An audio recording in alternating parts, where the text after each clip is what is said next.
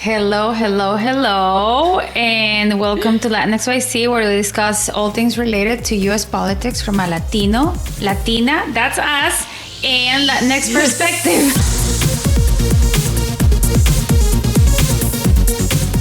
Hola, mi Clem. How are you? Hola, querida. So good for us to be reunited again. I know. We've had some really awesome guests, and it's time for the two of us to come back and take on something else. Yes, have a conversation. One of our favorite things. We talk forever. We talk for like 40 minutes before we started this. I know. So for all of you guys that are out there, before we hit record, we talked about the topic that we're about to talk about for 45 minutes. And we're like, all right, we got the passion. We got the thing. Let's do it. We know what we're going to say. Yeah, I mean, like, I think we could talk about this for like 3 more hours, but we're going to try to keep it within the time frame of this podcast. I know. So everyone, thanks for joining us. My name is Clemencia Herrera, and I am the founder of Moira Studio, an advertising agency that works in political and advocacy campaigns that target Latinx. And I am Cecilia del Cid, an environmental and social justice practitioner, Latin American immigrant from Guatemala, community weaver, and also working in media. Gracias por having me, Clem. Awesome. You're awesome. So tell me. All right. So what was tickling your curiosity and your interest? Yeah. So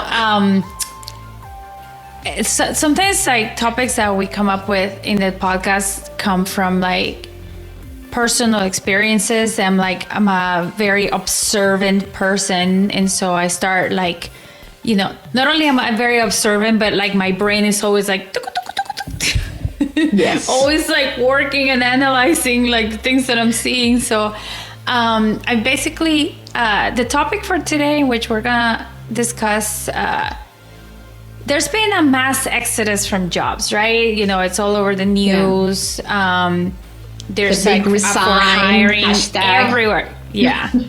Everyone is hiring. There's a for hiring in all the signs out, in all the businesses.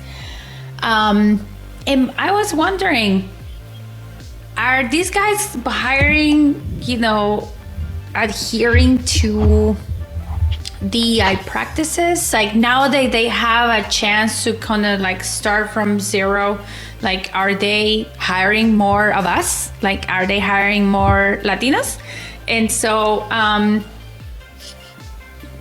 that, you know, in the relationship to some conversations that I've had, you know, in the past and also recently, and things that I've observed, really made me think that maybe this is an interesting topic to tackle. So, for instance,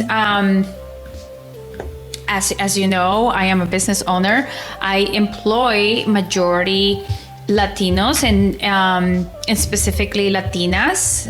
The grand majority of our team is women, and I've noticed over the years, you know, because I've also employed, you know, Anglo women and Anglo men, and yes, I've noticed that some of them have this unique life experiences that have, you know, required for us to be more flexible and to give them more specific space as a company, but they have also really enriched, you know, our business. I wouldn't have it any other way.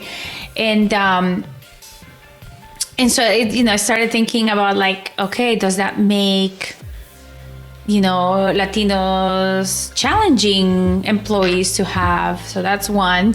2, I have been asked, and I'm sure maybe people out there, and maybe Ceci can agree with this. We have been asked for so long to be the diversity expert, right? Can you please educate our team on diversity? And it's like, I am not the expert on diversity. I'm just diverse. Yes. I'm just part of the diverse thing, but I'm not the expert on diversity.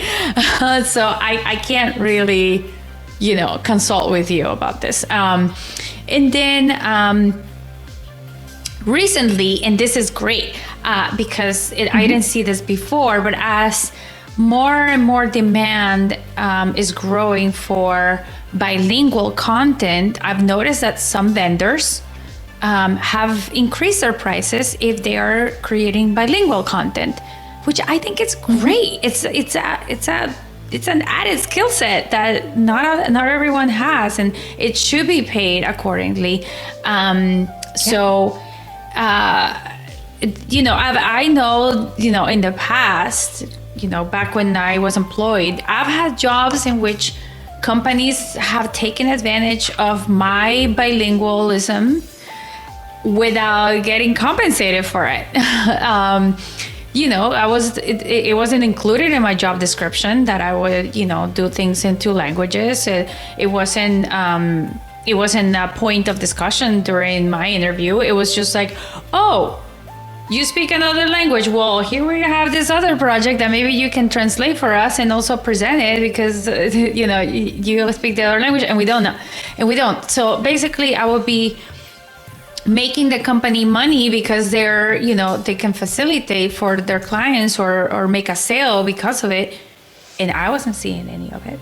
So yeah, these are all these, sort of like the groundwork and the foundation from where this topic is growing. And maybe we need to make more episodes around, more nuances of this, of like employing Latinos and things that not only us as people, as the employees or employers should do, to improve the situation, but also like what can be done at the federal and state level to help, Latinos and in general people of color to get hired more and have fair pay. Yeah.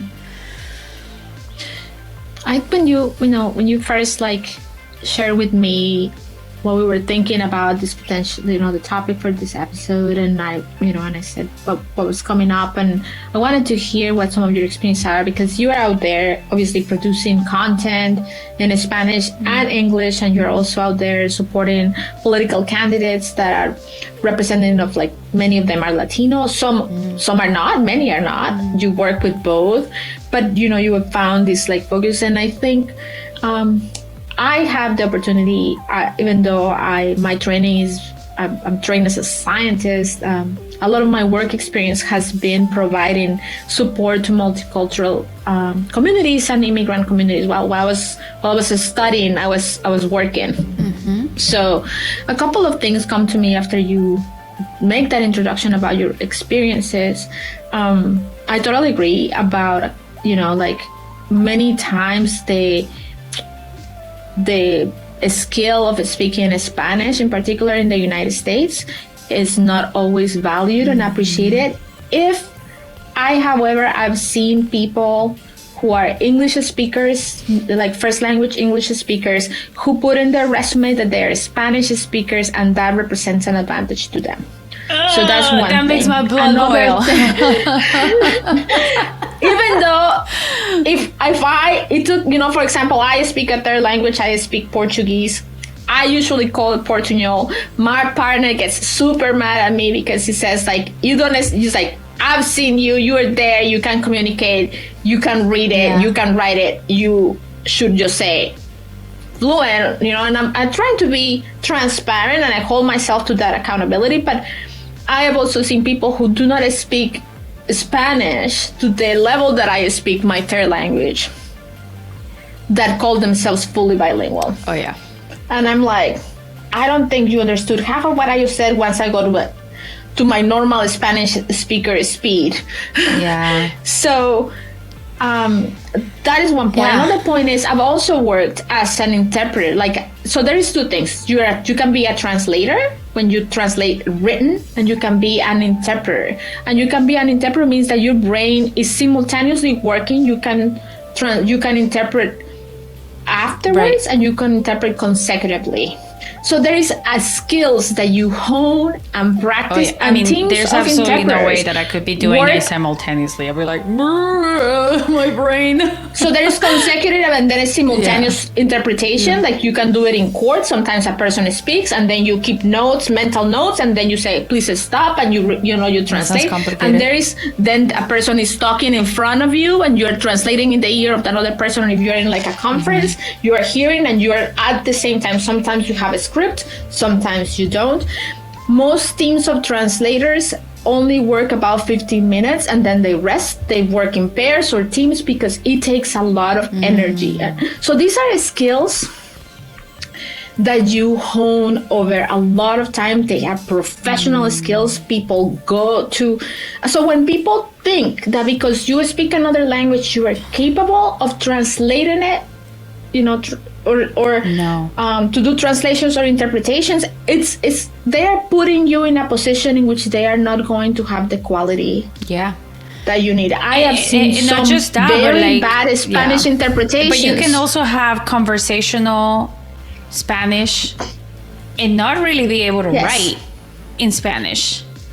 And that's another skill set. Like, because, like, for instance, one of the things that I feel I have to my advantage is that I studied both Spanish and English grammar in school because I grew up in Colombia until I was 12.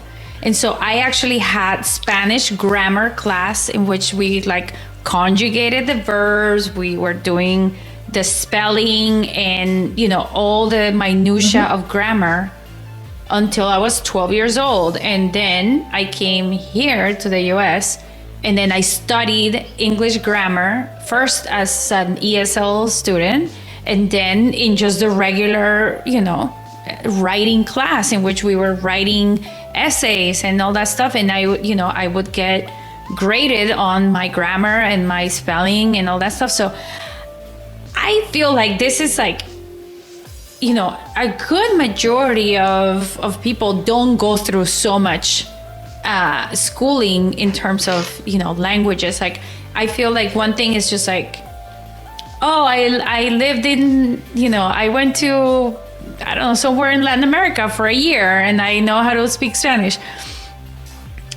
Not the same. Like, can you actually write an article or a press release in Spanish? I don't know. Maybe, I don't know. But so like, if you can, can, then that should get compensated. And it's like if you think of like, for example, coding, which is a computer language, which when you learn to code, you learn that language. If you know how to code, you get compensated for that. It's another language. But we don't see that, right? We don't see those assumptions. Also, we assume that because a person comes from Latin America, Spanish is their first language. And as we've talked about in this podcast before, many people who come from Latin America might have an indigenous language as their first language, and Spanish be just as limited or even more limited than their English knowledge, depending on when they got here. Because they might speak a native language like Quiche at home and then go to school and learn English. So we make a lot of assumptions. So when you have a person who is skilled, that brings you an asset and a skill to a job, that needs to be compensated. And that, I think, takes us to the other, to some of your other points. You talk about politics of or the efforts of DEI, which means diversity, equity, and inclusion. Some other places actually have shifted that around and call it JEDI, justice, equity, diversity, and inclusion, because they are more focused on justice did you say and like equity. Jedi? But when we like Jedi, like the Jedi, like being a Jedi. Jedi. Yeah, it's a great acronym.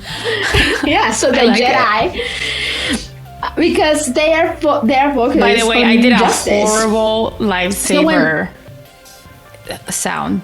choo. That's gun. Choo. But it's like, all right, got it. All right. I have corrected my sound effects. So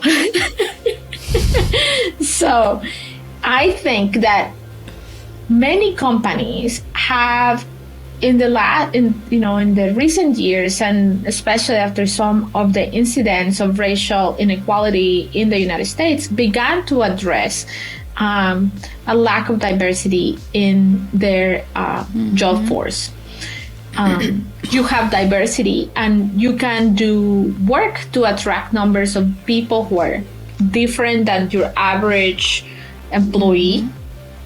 But if you don't create an environment that allows those people to thrive and to grow and to stay, then you are not. So a lot of like the critique to the DEI field is that companies are good at diversifying staff. Right. To a degree. Yeah. There is still a lot of work to be done. I don't want to say like get them off the hook, but they are not good at retaining and growing and supporting employees of color, or we have that have diverse identities, people who are gender non-conforming, people who are racially diverse, people who are different able-bodied. So all these practices, when you talk about, for example, that sometimes people assume that because you speak Spanish and because you are part of that diverse employee force, you're like, you can come and explain to me what the issues are. What is the problem? Yeah. And that also isn't a skill. And they should hire someone who has dedicated time in schooling. To foster conversation. Yes, time and effort into learning and professionalizing. These are people who have a career, a professional, through multiple pathways, but who understand this work and who can produce workshops, material, understand the context of your company, if it's a big corporation or if it's like a small, team of 5 or 3. Yeah. You're absolutely. I mean, this is a great point. This is a great point, but they're just like trying to get cheap or free Jedi or DEI education from their diverse employees. But that tells you, or is the same thing. You're trying to get all these like free skill sets, like language or knowledge of diversity, for free or cheap, from people that may not be as qualified or they're not compensated for it. And so like that's a great point you're raising. If your job is to do a campaign or a TV ad, and on top of that, you have to spend your time educating people, a couple of things are going to happen. You're either going to go over budget because you're charging by the hour, or you're going to do free work, not your best job at what your actual responsibilities are.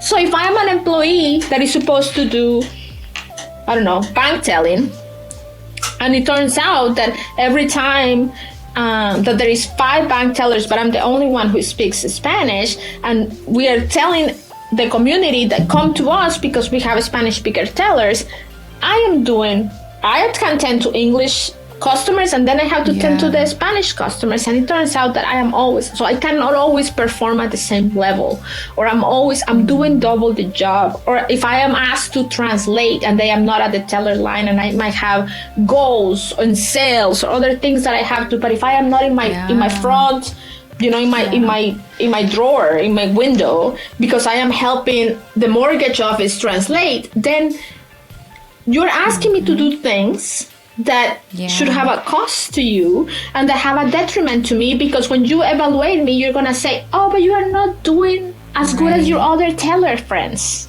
your other coworkers. Yeah, but and so I love to see, when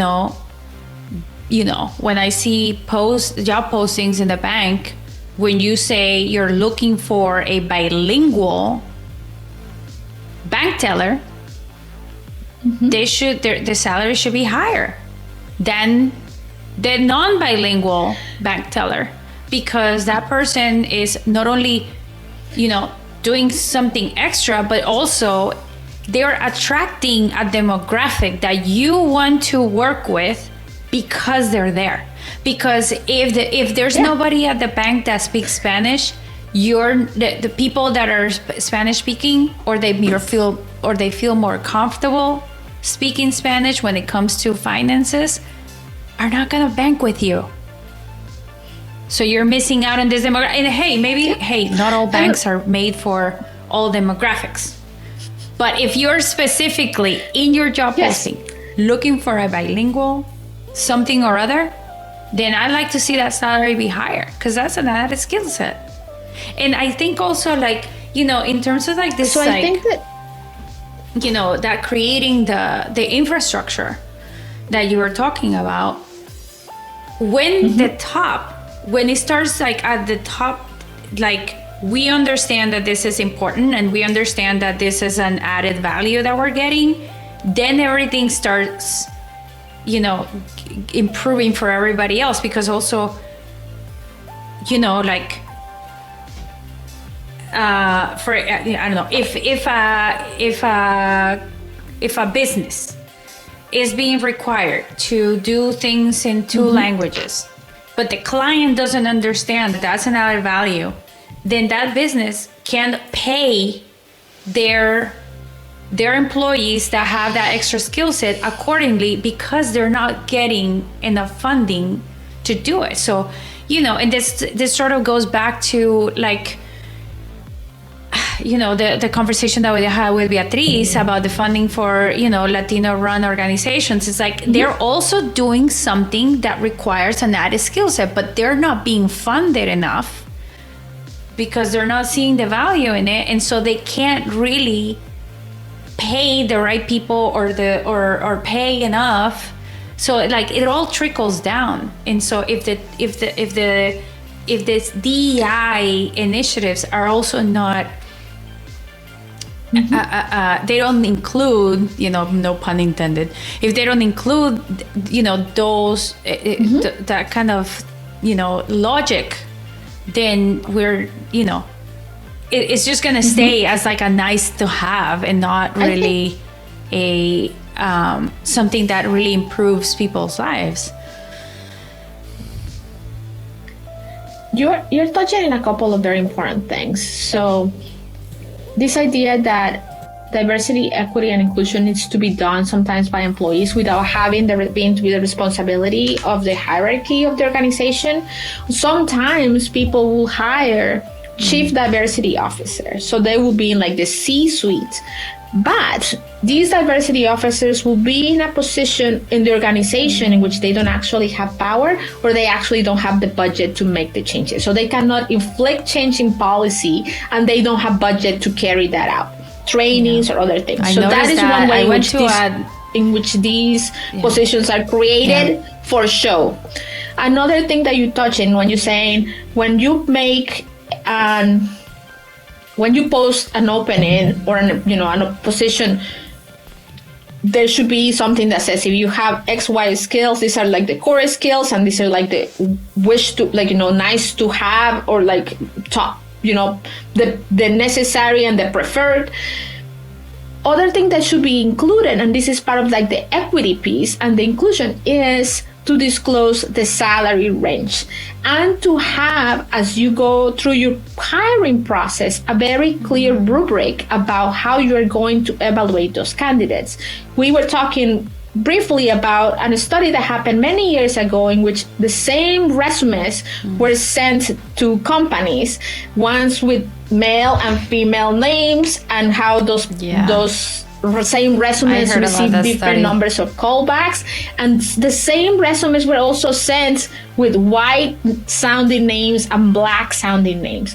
And also, though it was the same resume, they received different callbacks, different percentages of callbacks, which tells you that people, we are all biased. Bias in our brain is something that we use every day. It helps you make decisions in an efficient way. You have a pattern, you refill it. It's not inherently bad. We have them.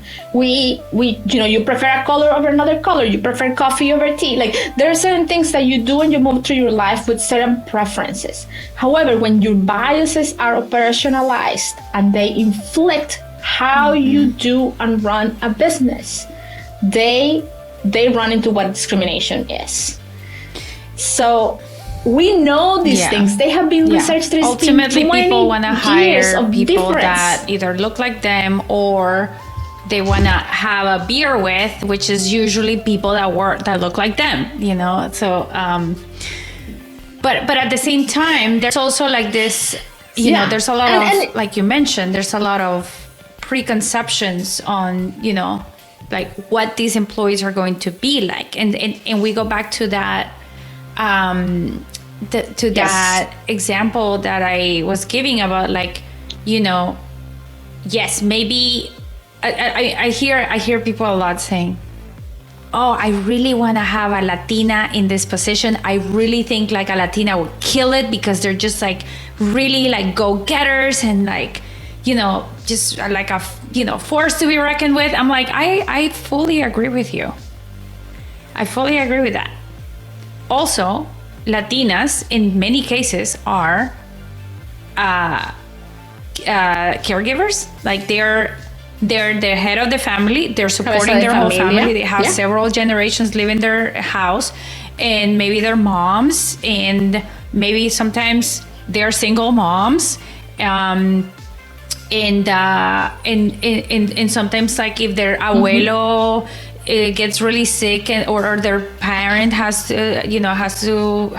cancer or some sort of illness, they have to take time off to take care of them, or they actually ask you for an advance to see if they can pay for the medical bills. Like, there's like challenges to being a Latina just because of the way society works and the way that our culture works. And is so okay, cool.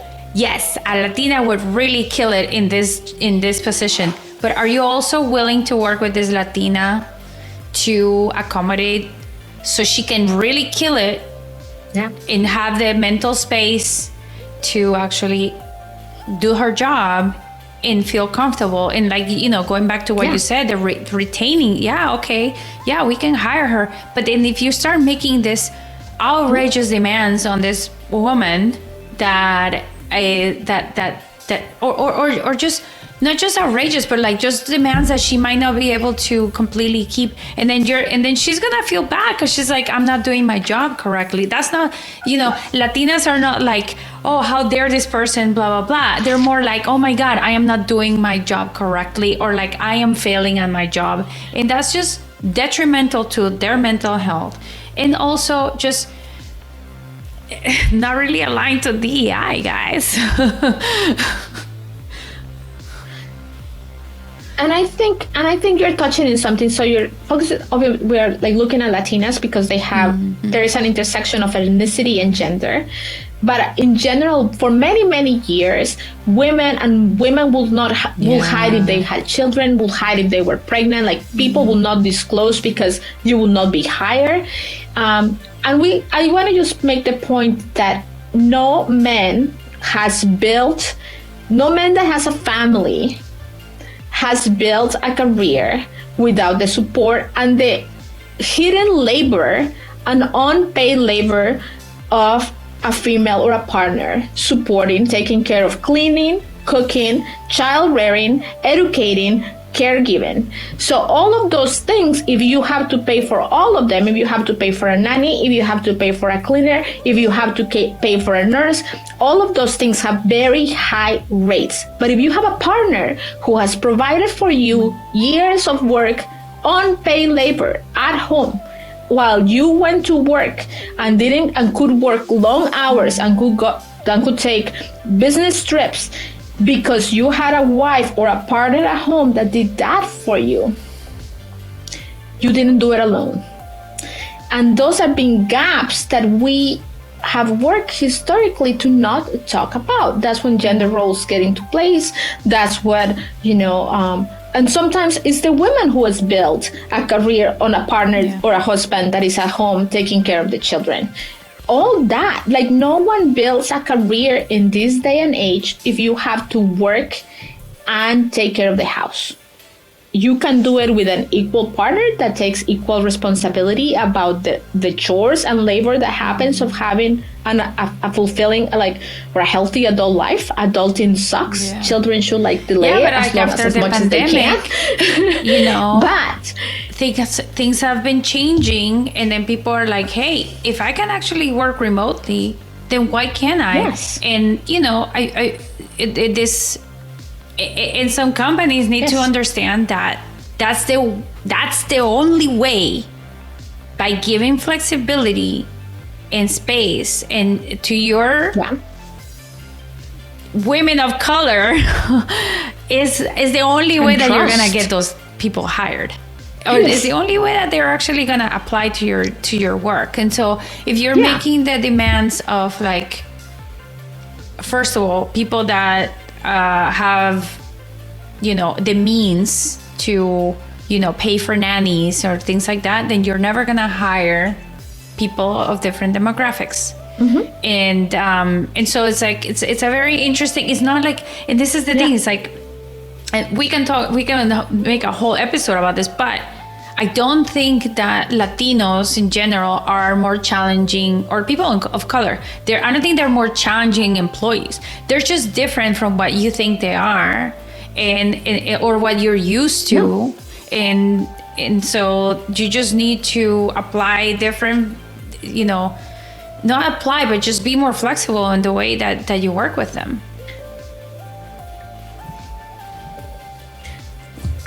You need to have this, I think the point you're trying to make, and I don't mean to speak for you, but what I hear you saying is we need to create the infrastructure, the structure within the organization that will support not only people who are diverse in their identities, but their diverse needs. If you are trying to attract people who have disabilities and suddenly you have an employee who is blind, and you have not taken the time to make your facilities accessible and put Braille all over and make sure that the rest of your workforce knows that now they have an employee in the building that does not see,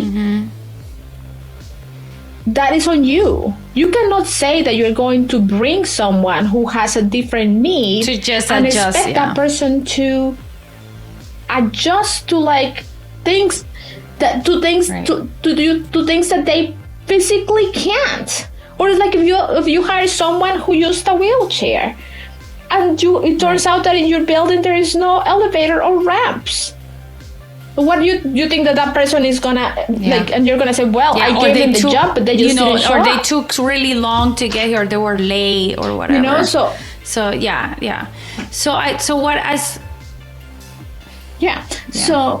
that is the issue with having diversity. You need to provide the resources, you have to invest so that they can thrive the same way your average person has thrived in the past. However we want to call average, which is a person with majority privilege. In my perspective, a person with minority privilege identities. Great and really, right. And I think it's right on time. Like, it's time for this to happen. However, how do we, make this happen more in a way? And this is a politically oriented podcast, guys. I don't know if you noticed, but in a way, there are things that I feel can be done at the federal and local level, state level, that can, quote unquote, help companies start implementing this. And by that, I mean, hit them with what it hurts, which is in the pocket. Like, if you really want that tax break, guys, then you're gonna have to have a percentage of, women or women of color hired in your, or at the executive level, or whatever. If you want a government contract, then same thing.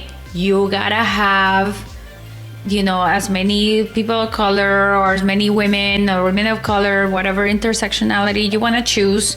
And also you have to have fair pay regulations in place, in which if someone that has an additional skill set like Spanish or there's a woman that is not making as much money than the guy, and they're both very much equally qualified, then there should be some sort of a fair pay clause at the state level, at the federal level, I don't know, whatever. So that way, it's actually put into place in a way that, we keep companies from abusing this. And also, it really shows that this is a public interest. That this is in the public interest, that the only way that people are going to get more engaged, more civically engaged, more, they're going to pay more taxes, or, there's so many ramifications of, lifting people out of low income, and also, making things fair for people. If half of this country, which is women, would make as much money as men did, this would be a different country.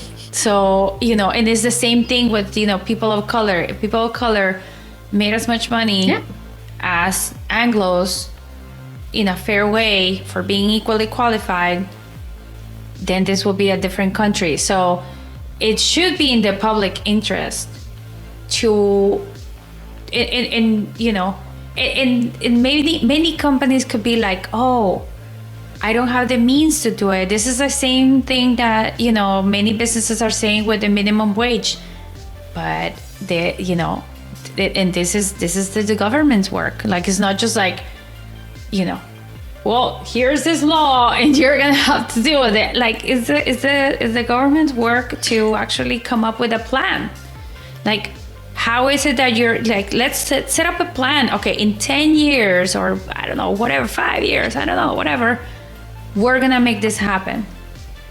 And it's the same thing, just like when you're trying to do this, like, you're trying to get these companies to be more green. It's not just like, well, be more green, period. Like, there's a plan. You're helping, you're giving them tax breaks, you're giving them things. There's ways to do it. And but it's just like, this is just as important. And so I feel like at the political level, there's lots to be done there.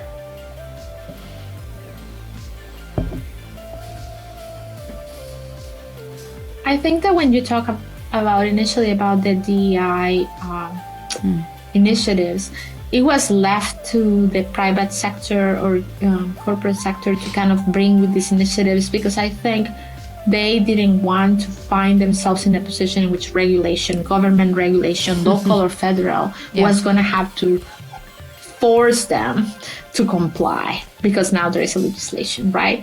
And I think that the fact is still that women That's make Anglo 80 women. cents. Anglo women in general Latino in this women country make about 80 less. cents to men's $1. General, and then Latino women make 57 cents, and there is like black women made and our equal pay. Like last year, the equal pay day for Latino women was in October. So it took us all of 2021 until October to make the same amount of money that white men made in 2020. Right? And if you're thinking about Investing. Wealth accumulation, if you're thinking about how you will invest your money to households, health, savings, what does it mean, what does it mean to have the ability to have that purchasing power? Imagine that. What does it do for to avoid, a lot of people talk about domestic violence and they say, why didn't they leave? Well, because that person have 2/3 of the income, and I have children, and when I leave, I'm gonna have to there's many consequences and many violences, and these initiatives are trying to address them And I think what you're asking for is much more support and much more organized, which is what we as voters or citizens should be engaged in, asking our representatives, like, what are the local governments doing to make sure that I have, as an employee, as a worker, as a contributing member to this society through my labor, the protections and the benefits that I need. When we don't have paid, you and I both live in Massachusetts, and Massachusetts has paid family leave. It's something that we all paid a couple of dollars every time a paycheck comes, and like people fought and claim, and why am I paying for someone else to take sick time? Yes. We are one illness away from bankruptcy, one bad accident away from catastrophic financial event. And that shouldn't be that in the country that is the wealthiest country in the human history. So those are policies, right?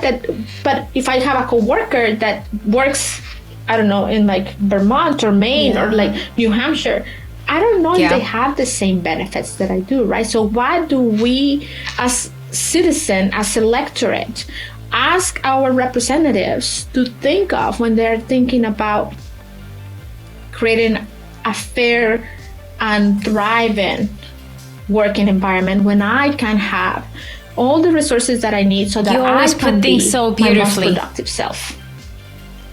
You always put things so beautifully. And I challenge a lot.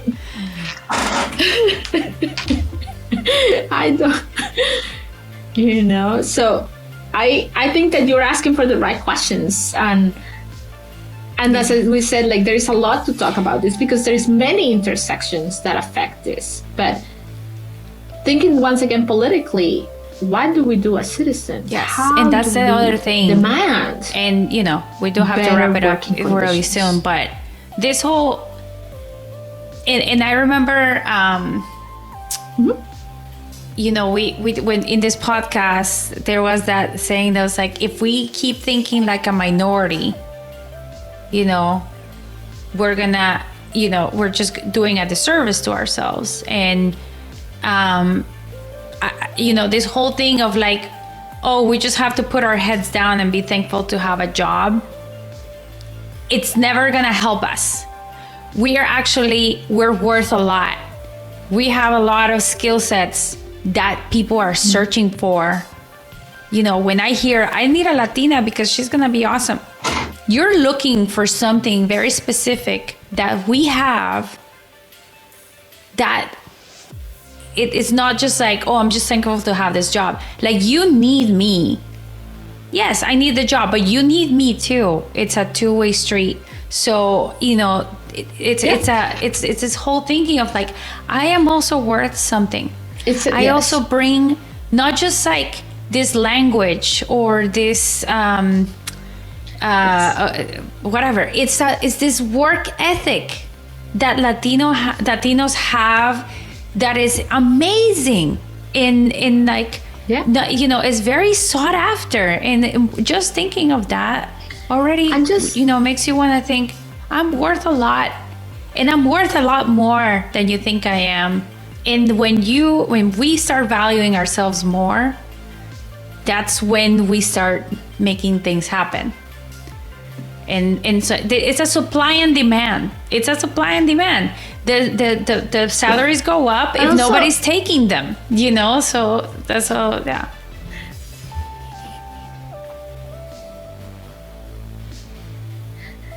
And I also think, just reflecting a little bit on, like, we're in the middle of a pandemic still. What were the population who was in the fields harvesting your food?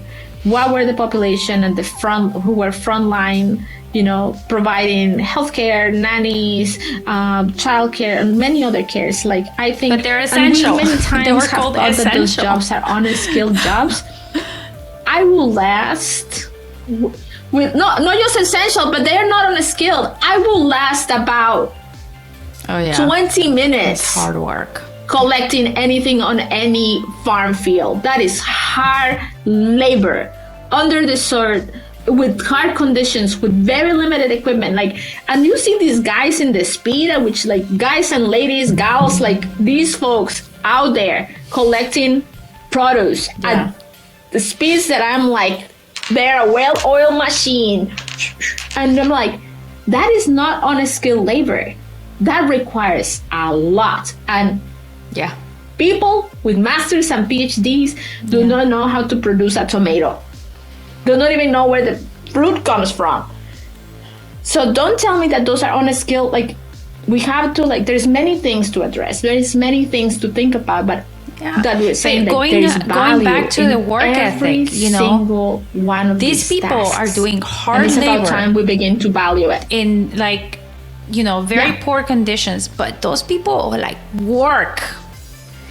Not a lot of people would keep working. Not a lot of people will be loyal to their jobs. You know, there's this, I don't know, there's, you know, I keep thinking of like how, and maybe this, you know, this could be a generational thing, but like, you know, many people just like stuck to their jobs no matter what was going on. And like, I know many Latinos have, and you know, and nowadays it's like people are just changing jobs, like they're changing underwear, and like, you know, it's like, but it's like, but I'm just talking about like the work ethic that, you know, many Latinos have, which is, I feel is a huge value that, you know, that we're giving to whoever we're working for, that is not very well valued.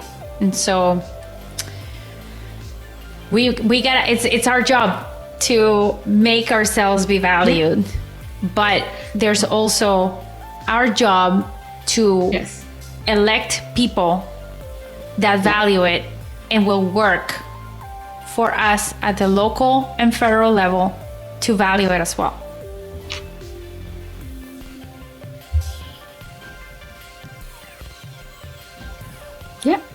And to us to continue to act in solidarity, because as a workforce, the only way we can negotiate is That's right. united. And with that, we will leave you. Thank you so much for listening. Things to think. I'm always saying out here, tell us what you think.